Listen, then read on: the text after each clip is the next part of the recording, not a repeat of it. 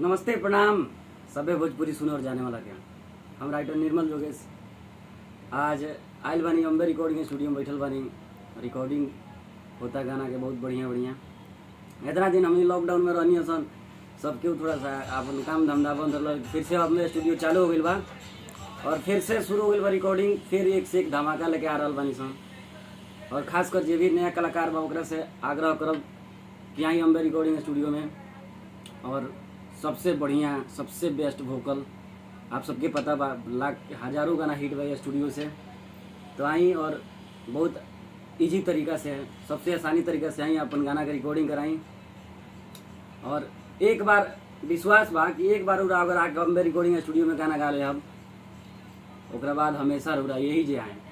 तो आई और अपन रिकॉर्डिंग कराई काहे कि देखते बानी जितना अभी हमारा गाना लिखल बा जाता ये तनी तनी दाब बुलेट राजा के चाहे एजा से तक बताओ कि जरूरत नहीं कि हजारों गाना हिट भाई ये स्टूडियो से सब लोग अवधेश प्रेमी, मिठू मार्शल, धनंजय धड़कन, बिट्टू विनायक, बुलेट राजा, अलबेला अशोक, भरत भोजपुरिया सारे स्टार यहीं पे आके गाते हैं। तो आप सब भी आइए जो भी नया कलाकार है और अपना गाना रिकॉर्डिंग करवाइए और जय हो।